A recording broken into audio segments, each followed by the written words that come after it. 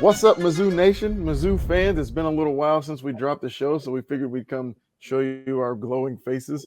I'm Martin Rucker, my co-host Tommy Saunders, and we welcome you to Making Mizzou, sponsored by 360 Vodka on the Kansas City Sports Network.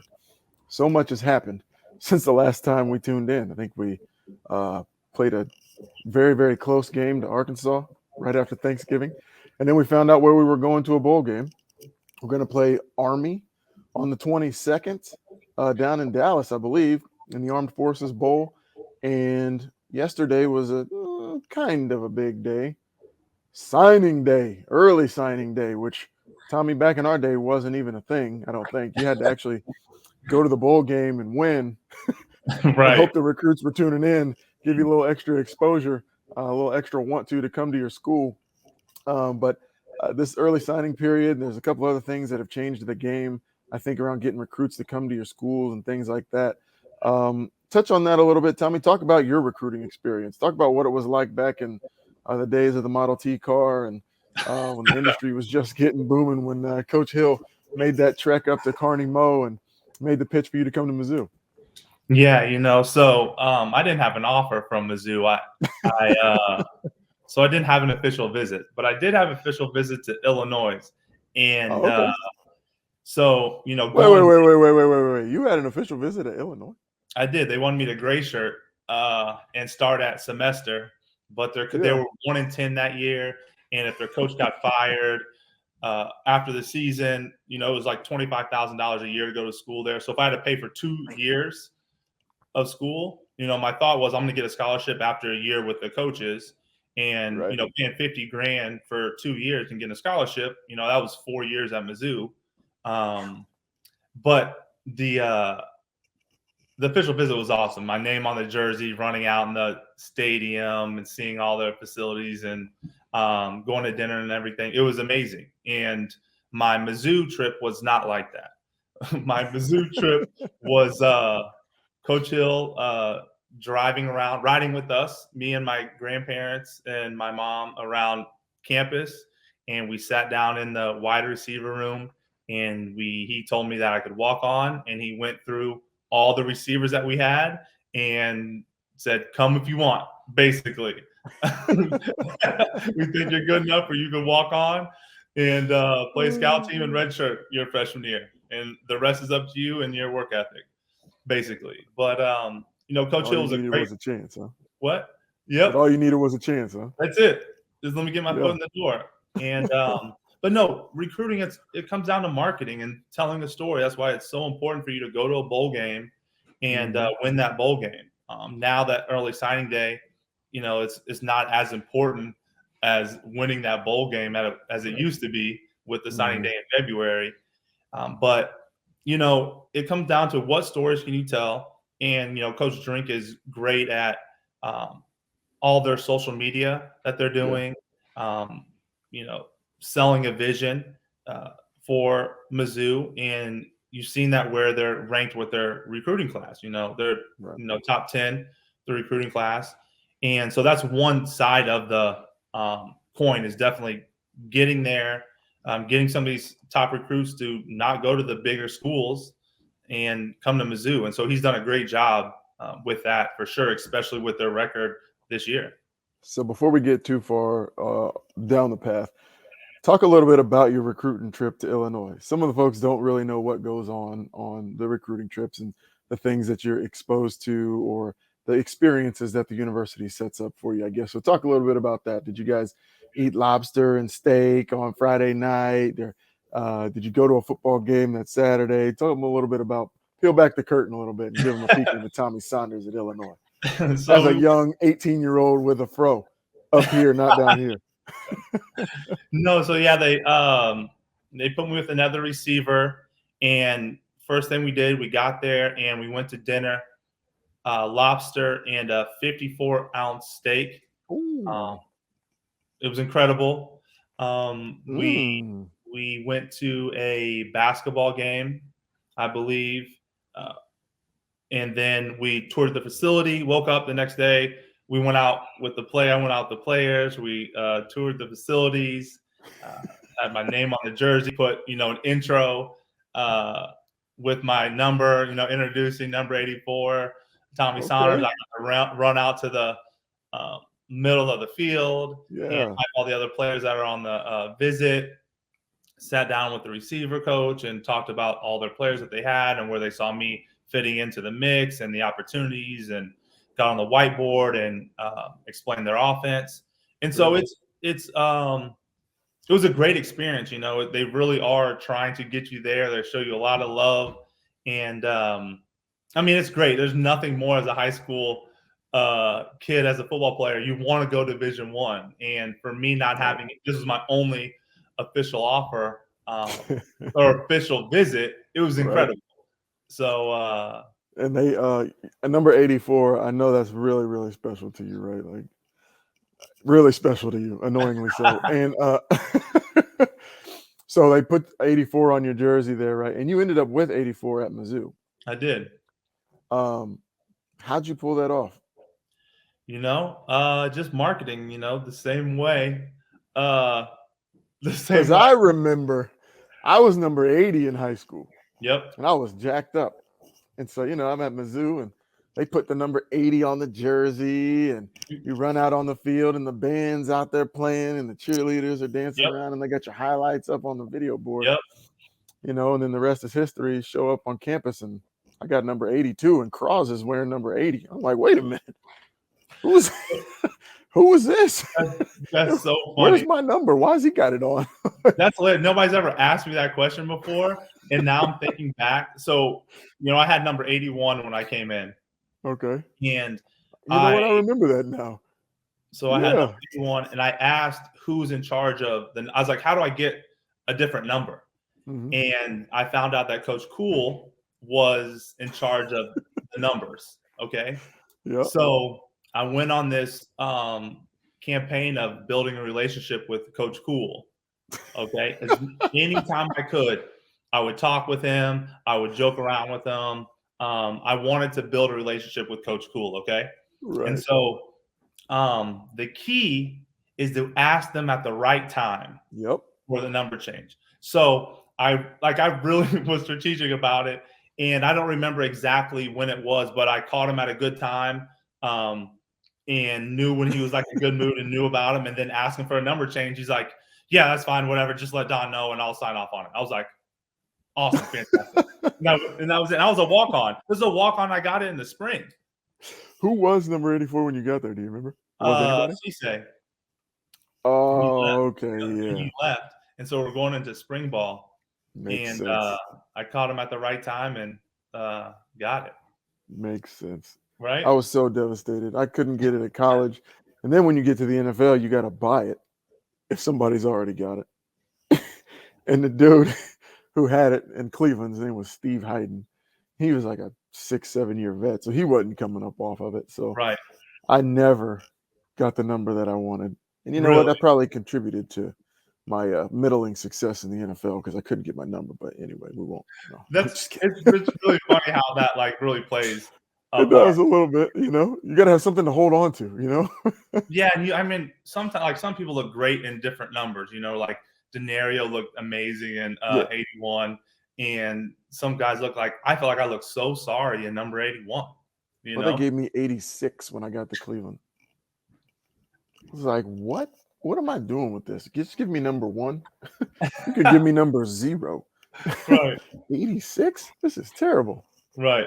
But going into recruiting, that's a huge deal in these recruitings and trying to get these kids the numbers that they want. And it doesn't sound like a very big deal. Hey, you can just wear another number. But as a high school player, for me, I loved Randy Moss. That's why I wanted number 84. And I was purple and gold in high school. That was our colors. And Randy Moss played for the Vikings at the time. Mm-hmm. And so I loved number 84. And so the fact that you have to play into these kids and get these kids what they want, which it sounds, like a small thing when you compare to everything, but that goes into the decision-making process with these young kids.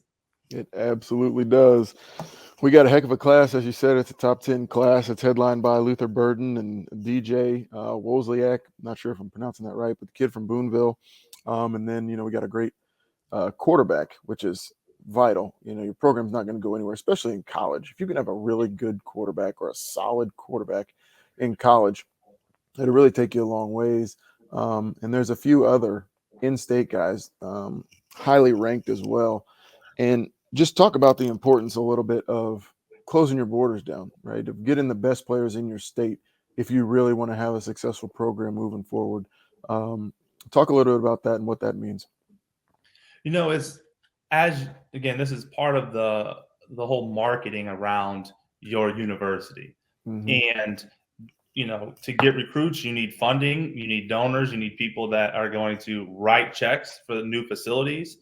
And whenever you see recruits, big time recruits from St. Louis and Kansas City in state, and they go to Ohio State or they go to Nebraska, they go out of state, it kind of demoralizes you as a Mizzou fan. And so it just does so much to the morale of the state, of everybody getting behind Mizzou, regardless of the record and what's going on, to show that you can, you're winning kids that have been, or they've been fans forever, no matter what. Obviously, if they're in state and they're going to come to Mizzou. So that just shows you that you're doing a great job. And it's a great, testament to Mizzou building a legacy within the state with these younger kids. And so I think it's so much for the university, for the funding, for future recruiting, to win these kids and win those big prospects that are in state. Well, when you're recruiting out there, you're recruiting in Texas, you're recruiting in Florida, you're recruiting in Georgia. And if you can't even get the best kids in your state to come to your school, right? Yeah. How in the world do you think you could get the best kids from another state to want to come to your school? And so I think it's very important also, from that standpoint of just, this is our brand, this is what we're proud of, to pull other people in to say, we want you to be a part of this too. Leave your zip code, leave your area code, your home state, come here and help be a special part of this. Because, one of the other things that Drink talked about was how you can come to Mizzou and there's so many firsts that you can still be. Yeah. And so by starting to get those kids in state with the big name, with all of the stars, they all talk now with social media. All of those kids talk to each other. And so when you get the best kids in your state, they're talking to the best kids in the other states as well. And so, that message of, hey, come here and be the first with me. You got a wide receiver who's going against the DB from Georgia in one-on-one rivals elite camp, and they get to chatting up in the dorm room and he's like, hey, I'm going to Mizzou. Why don't you come with me? You be the first cornerback to get 10 interceptions and I'll be the first wide receiver to get, 37 touchdowns in my career or something like that. Right. And then you got the quarterback who's throwing them the ball. Right. And they're like, yo, come to Mizzou with us and we're going to be the first to be able to do this. And so, while our saying back when we were playing ball was, it doesn't matter how many stars you have, we're going to knock them out of you when you step across those lines. It does help to get these kids with these big stars because they have networks too. And nowadays they turn into recruiters when they pick a school and they start trying to help you poach these other kids from the other powerhouse programs. And that's how you build a program. So I agree with what you're saying. And I think Drink's doing a really good job at telling that story of the University of Missouri. We're not in Springfield. Sorry about that. Missouri and not south of 44. Right. But just that vision and that marketing piece and getting kids to buy in to the plan, to what he's building here at Mizzou. I think it's going to be something special. And hopefully this is just the first of many top 10 recruiting classes to come. Yeah. You saying that just real quick it made me think about, there's a difference between having a 5-star recruit that's in state and a 5-star that's out of state.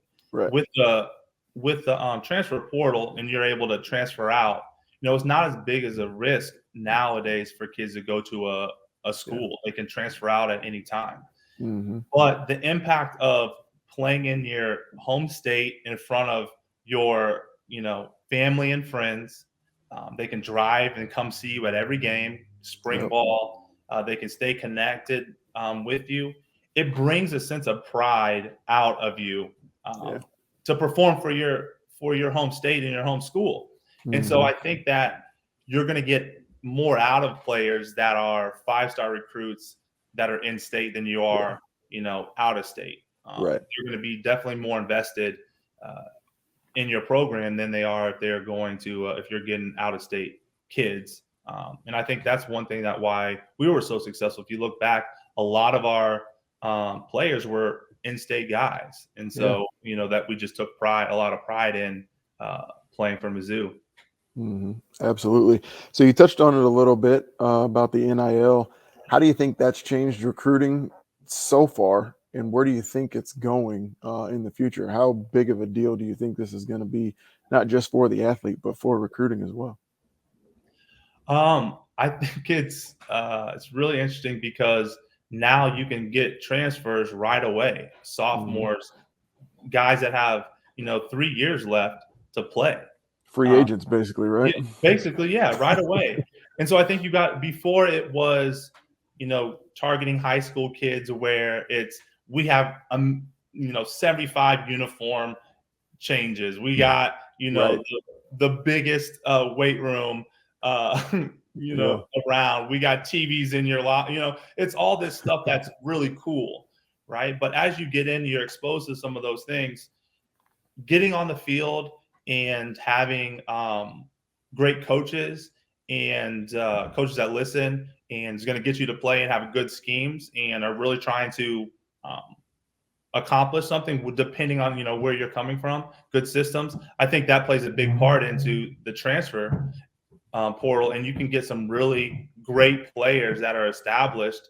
And so I think it's going to be really interesting to see how recruiting changes, trying to get kids from other schools to come, and how that it's not going to be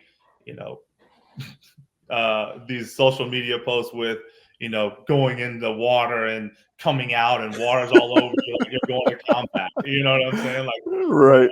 Not going to change recruiting to some of these other players. So it's going to be interesting to see. What do you think? Well, I was reading an article the other day, and Lane Kiffin was talking about how it's basically free agency in college, and you coupled with the portal. So you got the portal where kids can go wherever they want, whenever they want, but then you throw this NIL deal on there. And so basically what it is which school can get this player the most money is where he's going to go. Oh, and absolutely. So he's whining about this, right? And I love Lane Kiffin. I think he's hilarious, but he's whining about this. And so are a lot of other coaches. And as I continue to read, I just start to think, and I'm like, well, so he's waxing poetic about these kids that are now just able to up and leave for the school that's going to pay him the most money. And then you go back and you look through Lane Kiffin's history, coaching history, and how he's just kind of left each school for the next one that's going to pay him more money. And again, nothing against Lane Kiffin, and he's not the only coach by any means that said this, but that's literally what every single college coach does.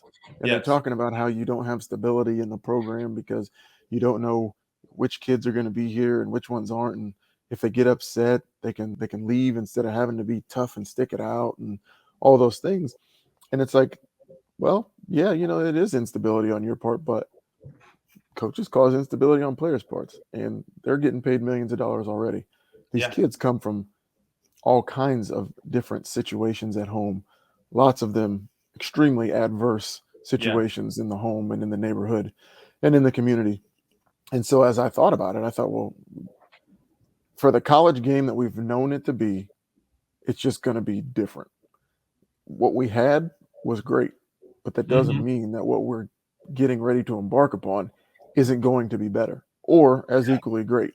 And so I'm just really interested to see how it all plays out, because I'm a kind of an old school guy. I'm more of a classic dude. So, the system we were brought up in with Coach Pinkel, right? You fight through it. You fight through adversity, whatever's going on.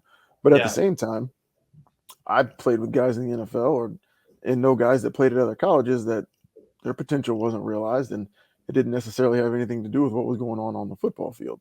Yeah. And so, it's like, if a guy needs to go somewhere else to get his, why not? Why should we not let them do that because they're considered amateurs? That terminology shouldn't really mean anything when it comes to this argument here. So I like it. Overall, it's going to be interesting to see how it changes the game as we know it, but I think it's going to be good for the game. It's definitely going to be good for these kids. Yeah. Now, it's going to be good for them to be able to monetize earlier in case they get hurt or something like that and don't end up making it to the NFL. But with all that money comes a lot of responsibility. And just Yeah. looking at the statistics from the NFL, and those guys are a little bit older when they get their money, being a few years younger and making, not the same amount of money, but a good chunk of change, it's going to come with a lot of responsibility.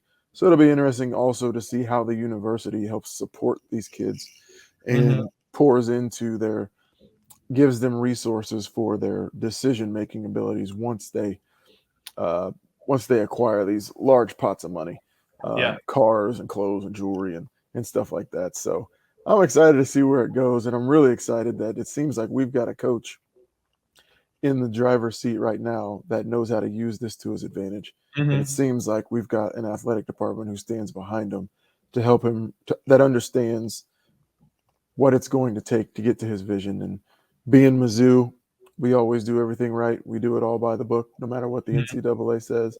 And so knowing that we're doing everything we can and we're doing it the right way and having the results we're having with the first top 10 recruiting class, I think, in school history, definitely in the top 247 era. I'm excited. I'm really looking forward to see it. Yeah. Whenever you were talking about that, what was clear to me from the way that you broke that down is and I feel like it kind of brought it all together for me. It's what's the NIL and what the transfer portal is doing is it's leveling the playing field. Yep. During the recruiting process, the coaches make all these promises, and once they commit and they get enrolled in school, they have all the leverage, and the player doesn't have any leverage, and they don't have to, play them. They can really do anything they want to the player as far as promises and all that stuff. Hey, you're going to play quarterback, and they move you to safety or whatever. That's a very easy, simple way, right? Change them positions. And for a player that is not getting PT, the thought of transferring to another Division I school, having to sit out a year to be able to play again, no player wants to do that. You want to get on the field. And so, obviously on this, people are going to take advantage of it and are going to, they're going to get big deals and, blow the money or whatever, transfer and, make bad decisions. But I think in general, it's going to level the playing field where the coaches are going to have to, back up their promises a little bit more. And it gives the players some leverage that they can transfer. It doesn't feel like they're having to, make this decision, this life-altering decision at 17 and 18 years old for the next 4 years, 5 years, that could change the trajectory of your life. Yep. Right? Absolutely. Based on a coach that can, if they don't follow through what they said when they recruited you, there's no repercussions for the coach. Right? Or if he gets a better gig, he leaves. Yeah. So I think overall it is a great step in the right direction. Obviously, we'll see what happens as they move forward and what new rules and regulations. But I think overall it's great, and it's going to be good for college football, just like you said. Awesome. Let's transition in to talk a little bit about our current Tigers. Headed to the bowl game, play Army on the 22nd down in Dallas. What do you think of the season? I mean, it had its ups, it had its downs. It was a football season. They scratched and clawed. They never gave up, and they ended up in a bowl game, man. Talk a little bit about the season. Give me your take. Yeah, I remember they were 2-3, I believe. And, we talked about it, and it was like, it's up to you. What's going to happen with this team? Are you going to dig down deep and finish the season strong and pull out some wins? Or, you can go the other way. When your back's against the wall, what are you going to do? Fight or flight? Is it going to bring you guys together or tear you guys apart? Are people going to be transferring out? What's going to happen? And so I think that the fact that they came out and they won 4 games and are going to a bowl game is amazing. It's great. Obviously, you wish they could have won some more games, but if you look at the schedule, I would take those wins. the ones Absolutely. that they pulled out. And they could have, there's a couple other ones, if you look at the schedule, that were really close that they won those games. Now they're sitting at 8-4. Right. So that's what you're looking at for next year is those close games that they fell short this year, that they turn around those 5 or 6 plays that determine that game and can pull out wins there. Yeah. I'll tell you what, after that Boston College game, they fought all the way down to the end, and they ended up, losing that game, obviously. But it was like, okay, we played a storied program, played them tough at their place early in the season. Like, other than winning, this is what you wanted to see. Yeah. Then the Tennessee game came, and we got destroyed. And that was when I think a lot of people started to worry, myself included. Yes. And then obviously the next week you got North Texas, and that's, expected to win. But the game was a lot closer than we expected it to be, too, because that was a 2-score ball game. Yeah. And then they, lose the A&M. Game's not close, which A&M was a good team, but it was at home. But anyway, they lost. And then you looked at the rest of the schedule, and you're like, okay, where are we going to get some more wins in here? Because every single game that's left on the schedule, we could lose them all. Yes. But, really, I mean, they went 3-2 in the last 5 games, which is great, right? Coach Finkel always said, those who win in November will be remembered, right? And, I mean, it's true. So, they go 2-2 in November, but the losses they had were to number 3 Georgia and number 21 Arkansas. Yeah. So, they beat a Florida team that, turned out to not be great, but it's still Florida. Yep. And they battled them all the way down to the end, and they squeaked out the win. He went for it, and, that was awesome, right? And he came out with this Darth Vader wand and everything. Like, I mean, they really, whenever you get to those points in the season, right, like that Tennessee game, you can go one of 2 ways, just like you talked about it.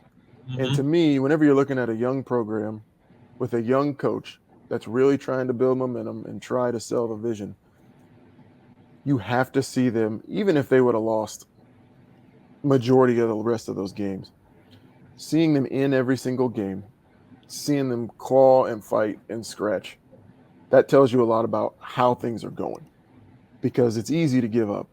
And especially when the coach is new and those guys give up, you don't really have anywhere else to go. Yeah. But when you see those guys continuing to fight for the coach, continuing to fight for themselves, continuing to fight for each other, that's when you know what's going on inside is probably the right thing. The results may not be there yet, but what they're doing in order to produce those results is probably the right thing, and everybody's probably bought in. And so I was really encouraged by, the way the season ended. I would have been really happy if we would have beat Arkansas. I probably would have, I don't know what I would have done if we would have beat Georgia, but I mean, if we would have beat Arkansas, that would have been great. It could have found another win and been 8-4. I think that's where I predicted us to be at the beginning of the year. But at 6-6, the way this season played out, I think it went well, and I think it's a sign of good things to come. I think they're on the right track, and I'm really looking forward to watching how this drink era continues to unfold with the new indoor facility and all the things, the NIL packages that they're rolling out for these guys, and just all the things they're trying to do. I think we're really on the right track, and our best days under the Drinkwitz era are ahead of us. What do you think the key for the coaching staff going into next year to get these players on the same page? What changes they need to make, and to really get to where they need to be playing at a high level every game? I think they just need to be consistent. I think what they're doing is working.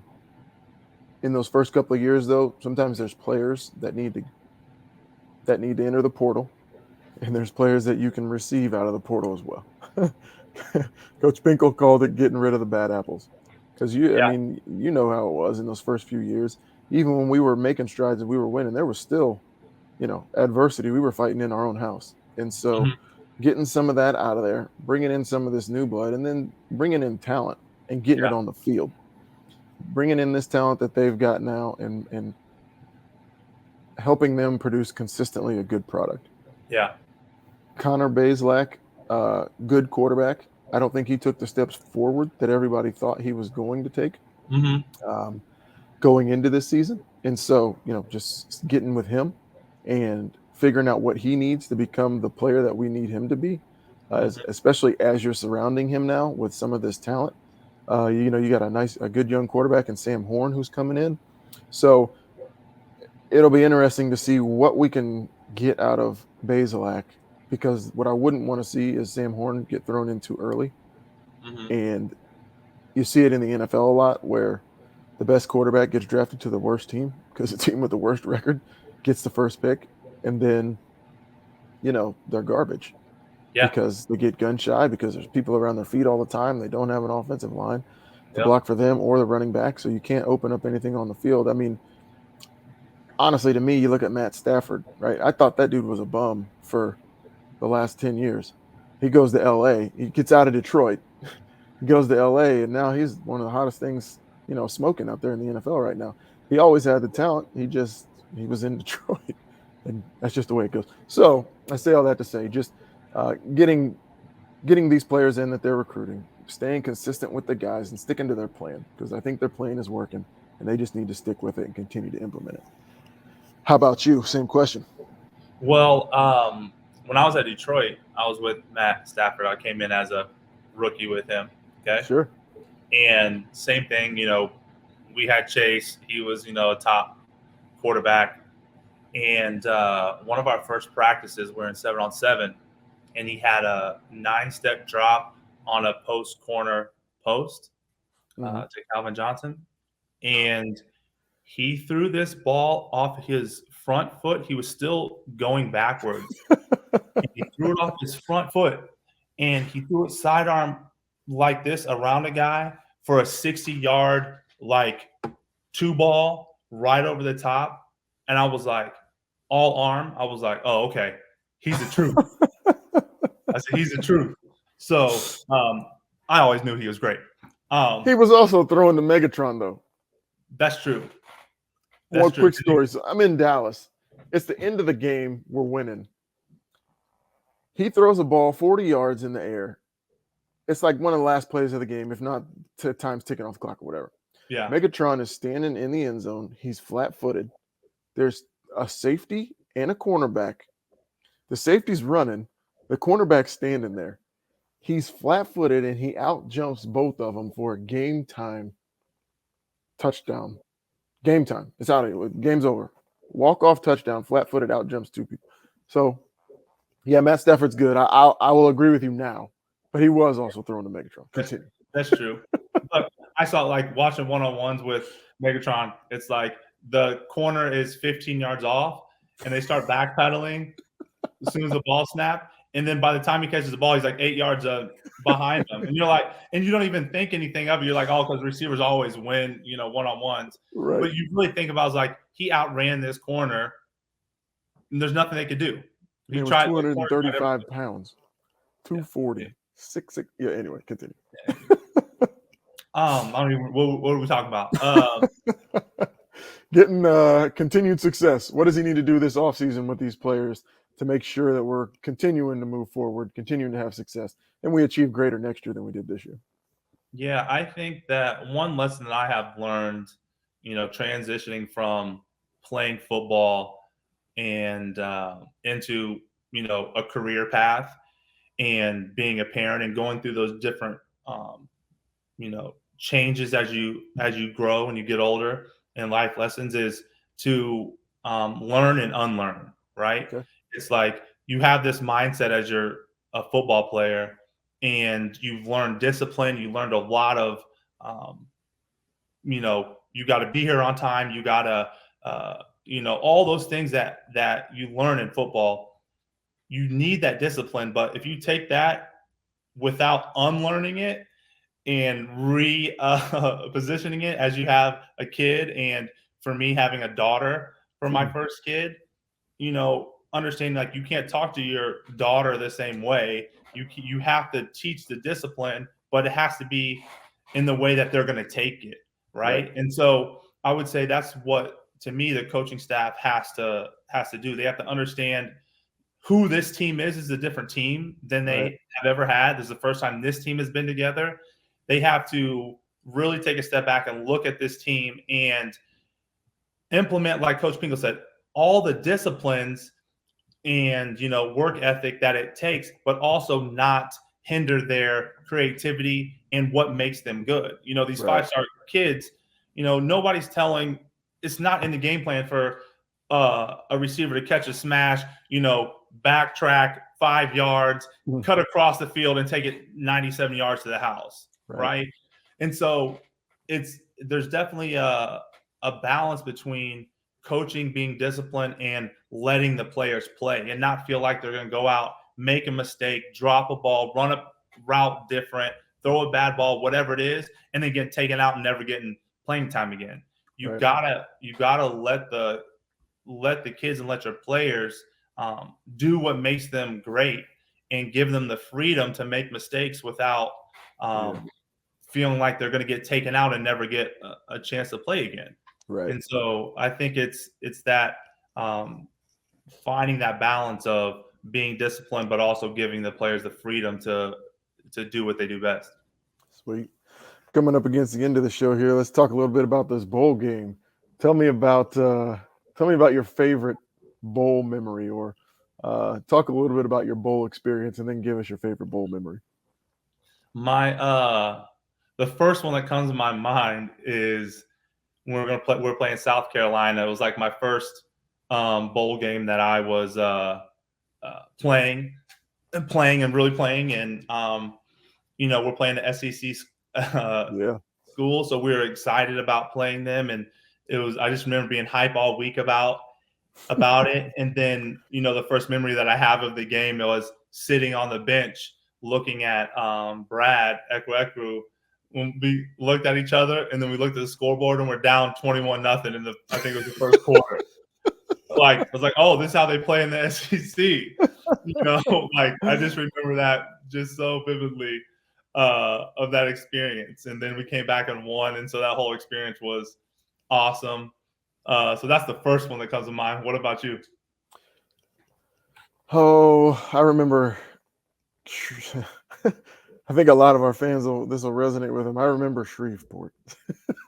I remember it was Shreveport. And I remember how excited everybody was to go to a bowl game for the first time. And I don't know how many years. I guess it was maybe 5 or 6 years. I think they went to a bowl in '98 or something like that. But before then, it'd been forever. But going to Shreveport and then going back. So when we made it to the bowl game in 2005, I was like, oh, man, we're going back to Shreveport. But that game was memorable. It was our first bowl win. It was Coach Pinkle's first bowl win. And we were down big early on. And I remember Coach Walker coming over to me because I was a sophomore at the time, right? Yeah. And I remember Coach Walker coming over to me when we were down big. And he said, you're going to be on this team for a long time. He said, if you're going to be a leader on this team, he said, you got to go over there and say something to those guys. And I just remember him saying that, and I'm thinking like, all right, I'm a sophomore. Like, this is the last game of the year. Half these guys are out here. They don't even care. Like, what am I going to say? And so I mustered up the best Remember the Titans thing that I had and was like, they don't know how hard we worked in the summer. We didn't have all that blood, sweat, and arguing with these coaches for nothing to go out like this, blah, blah, blah. I don't remember everything I said, but, it was shortly after that, and I was just talking to the offense, so it's not like this comeback was because of me. But I remember after that, it was Marcus King, right, got the interception and ran it all the way back, and then we got some life, and all of a sudden we started playing, and then all of a sudden we won the game. Right. I was like, yeah! But it just made me feel really good, and it gave me a lot of confidence leading into the rest of my career. And you probably ask anybody on the team, they probably don't even remember that I said anything. Yeah. But to me, that was one of those things that, Coach Walker was such an influential person in my life, especially at that time. And touching on recruiting, why it's so important to make the right decision, because these guys are going to be the people who touch your kids the most for the next 4 or 5 years of their life, and they're going to be able to shape and mold them. And that was something that he impressed upon me that helped me become a leader, and it gave me confidence in myself moving forward, not just in football, but outside of that, in everything that I do now. And so that was probably one of the biggest things that made a lasting impression on me was as a young cat, being nervous, not knowing what to say, just getting up in front of everybody and saying something, and then having Mm-hmm. those results again. Wasn't because of me, but like it didn't hurt. Didn't Yeah. hurt me. Well, Hurt my confidence. but I think that's one of the key takeaways whenever you have great coaches and Right. that you need to be able to communicate to your players is that you actually do have control. You actually can make an impact and control what's going on and bring the energy and Right. and get everybody corralled and trying to get everybody with that same mindset. Just like you said, because some people, are not motivated like that. When everything goes wrong, it's like, oh my God, here we go again type of deal where, some people, they like, know what? Okay, maybe I don't know what to do. I don't know what to say, but I'm going to try because I believe that I can make a change. And we just need to get my foot in the door. We just need one play, That's it. And start the momentum. And so and I think that's like, you need coaches that are going to, speak life and Right. give the players the opportunity to do it and not just coming down on them all the time. Mm-hmm. Those are the moments that are critical. And you like, okay. And then you build off that momentum. Yep. Absolutely. Your last year, you guys, so your last bowl game. Talk a little bit about your last bowl game and your memories from that one. And I believe, this wasn't a setup question, but now that I'm thinking about it, was your bowl game the Navy game? No, it was not. Thank God, because you guys lost me a lot of money in that. I don't know. All right. Yeah, no, I won't put that on you. Gosh, I don't even remember who we played. Iowa? No, that was Blaine. Who was in the? Look it up real quick. I don't remember. You talk all look. Anyways, doesn't matter. I think that I was trying to, the last game of your college career is a big deal. You try to go out there and give everything you have, and you're so self-absorbed. And I feel like that's where it's like a gift and a curse at the same time. Like I don't even remember who we played because I'm only focusing about myself. I see. Right. It's not about who we're playing. It's about what techniques they have, what I'm going to do, and what I can control. And so I never was a player that knew all of the players' names and where they went to high school and like even who we played and what game. It was like I was so focused on myself and what I needed to do, what I could control that like I can't remember who we played in the bowl game, right? Northwestern. And so that's what all my games were were like. And so I think I was just trying to enjoy the moment because I knew like this was the last game and life is going to change forever after this. What about you? So we were roommates at my last bowl game, Cotton Bowl. So right off the top, the first thing that comes to mind is I was, what was I? 2 catches away from breaking the single season receptions record going into that game, right? And as annoyingly proud of the number 84 as you are, I remember the night before the game, we were joking around and you were like, oh yeah, you're going to get 3 catches. You're going to end up on, oh shoot, 84. Like, and break the record and have 84. You're going to break the record and have 84 receptions. And I was like, yeah, right. If I get to 83, I'm just going to drop the rest of them. So I'm going to drop the rest of them so I don't end up on 84 no matter what happens. And sure enough, we go out there and this game is nothing like we think it's going to go, right? At all. Tony Temple ran for 278, set the Cotton Bowl record. And you're like out there just like they're not throwing running the ball. Drag routes. Yeah, running drag routes. Running decoy routes. It was the easiest game I ever played in. It really was. I knew it was going to be an easy game one way or the other. Either we were going to catch 100 balls or that was going to be the game plan. And I had on speed TDs.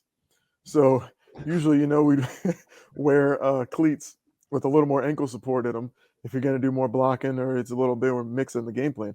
But I knew no matter what was going on, I was going to be running. Either I was going to be running routes or I was going to be running people off.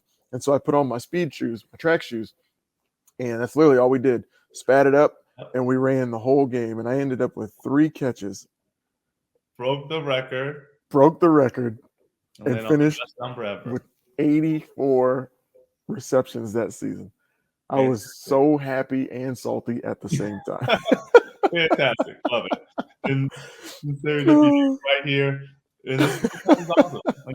I'll sign on my jerseys and give it over to you so you can put it up. It was so fun though. I was always about first taking care of my guys, making sure that, I was trying to be the best leader that I could be, and I was making plays whenever we needed them if my number was called. And then the fans, I just loved people. I loved that as we were winning, people were so happy. Like all they wanted to see was a good Mizzou football team. Yeah. And so, I mean, you touched on this earlier in the season on one of the shows about how, I was always in the crowd or after the games. Like when I was sophomore, freshman, junior, all the way up to my senior year, we only ran around and slapped all the fans after we beat KU and after the last game of the season. Mm-hmm. We did that every single I did that every single That's game. what I was about to say, but you better switch it up and say you did that. There's a couple of people you definitely started that. And by the end of the season, but I mean, that was like what it was about, right? That's who, besides the guys in the locker room, like that's who we were playing for. That's who supported us. That's who helped us get to where we were. And so I can remember after that game, it was so cool after being with Coach Pinkel all in the staff all of those years, Coach C, just to see how everybody had elevated, right? Mm-hmm. Coach C was the assistant coach of the year, Walter Campbell, assistant coach of the year, Chase was a Heisman finalist, just like all of these things that everybody had accomplished and being a part of that. And we were able to dump the Gatorade on Coach Pinkel in the KU game. And then me and Zoe got him again at the Cotton Bowl. And then my family was there. So after the game, I ran up in the stands and my big brother was there, who never got to see me play because he was playing for the Panthers. In college, he might catch one game or a couple on TV. But so talking to them and then just after the game, having the trophy and being able to take it over to the fans. Because right there where we walked in, the fence was really low. So the fans were really close. And so just taking all the pictures and signing all the autographs and all the hugs. I mean, it was just so cool to have shared that 4 or 5 year journey with all those people. And now we, finished the season ranked number 4 when we got there. We were number 4 from the bottom. Like it was just such a cool journey. Right. So, but I would say that part of that is, I would say Coach Pinkel's growth, right, in the program. I would say when we first got there, you couldn't do that after a win. It was like you can't go right to the locker room. Like you do exactly what we tell you. This is what it is. But the fact that he eased up on that stuff, and number one, it played in for you. Like you got tons of energy off of that. That's your personality type, and that's why you're a great leader because you care about people. You're not just like me, where it like takes all of my ability and I have to, to go out there and run full speed. Every single play, every effort where it's like, you could just go out there and be laughing and joking and go and catch one-handed and a drag route, get hit, and you're fine. And like, you don't even have to really think about it. Just throw the ball, coach. But then going out there and building a relationship with the fans. I know that you still have people that are in like Tire Club and whatnot. And when you go see them, when you go back to Columbia, right? You were building real relationships and getting the fans involved because your awareness is everybody. Everybody experiences, and so Coach Pinkel allowing you to do that, allowing players to express themselves and do what they do best, honestly, and it worked. Absolutely, and so I think you definitely have to have that awareness and know your players and know your team and making sure that you're moving in the right direction. I think that's it says a lot about the growth and the opportunity that Mizzou has to really understand the players and get back to where we're competing every week, and people are like, hey, they can win. I know those guys. For sure. I know them. I talk to them. I see them all the time. They're great guys, and I know they want to win. Yeah. So I think that is going to be it'll be great to see if they can bring some of that stuff out. Awesome, man. We're running up against the end. Talk about this bowl game. You got a minute and a half. Talk about Army a little bit. Tell me what you want to see out of Mizzou, and give us a prediction for the game. Mizzou's going to win for sure. You know, every game I'm pick 28-0. Mizzou's Absolutely. going to win. Doesn't matter. Right. There's the bowl game is like everything is, off the table, right? Yeah. Everything's off the table. You're going to see different plays. You're going to see different schemes. And it really comes down to who can turn it on. There's so many distractions that are happening. And it's just a totally different experience. And so I think it just who's going to come out that day and wants to win, who wants it more. Right. And who's going to continue to fight there. Because a lot of times you see people give up in bowl games if they get down. They're like, oh, it's the last game. Right. They just keep looking. They look, especially this early. It's like you still got Christmas. You still got, New Year's. And you try not to get hurt. Yeah, like all that stuff. It's like, are you going to go out there and really focus in and give everything you have and then take the break? Or are you shutting it down middle of the third quarter? So that's what it's going to be interesting to see. You never know. You got to really know. And the fact that, Mizzou was able to pull it out this season, how they finished, I have high hopes that they're going to come out no matter what and finish strong and win this game. Solid. I think the same thing. I think we finished, while we finished on a loss, I think we finished on a good note effort-wise, fighting, scratching, clawing. Guys aren't giving up. And I think it'll be clear we've got the best athletes on the field. But it's going to come down to our defensive line. I think Army's got the third best rushing attack in the country right now. And, that's part of the reason, or partly because they don't really have a quarterback who can throw. And, that's what they do is they run the ball every single play. And then when they don't, it's play action. It's like Nebraska in the 90s. So I think we'll definitely have the edge athletically, but will we have the edge mentally, like you were talking about? And the guys are going to have to be tough because Army, Navy, Air Force, they know they're not the most skilled, but they're the most disciplined. And there's nobody who's going to outwork them, nobody who's going to outfight them. And so you're going to find out a little bit about this team too, about their grit in this game here. And it's going to test their mettle and see how bad they really want to win. So I think that's a lot of what it's going to boil down to is how bad they want to win, what they're willing to put into it to get a win. Because it's a winnable game for sure, but they're going to have to work for it, as we found out with Navy, about a decade ago. Yeah. So, well, anything else you got for us? Nope, that's it, man. Sounds good. Thank you guys all for tuning in to this episode of Making Mizzou. Huge thanks to our sponsor, 360 Vodka, sponsoring Making Mizzou right here on the Kansas City Sports Network. We'll be back with you guys after the bowl game. Maybe that week, maybe the week after. If it's not that week, have a Merry Christmas if we don't see you soon. See you before then, and we'll see you soon.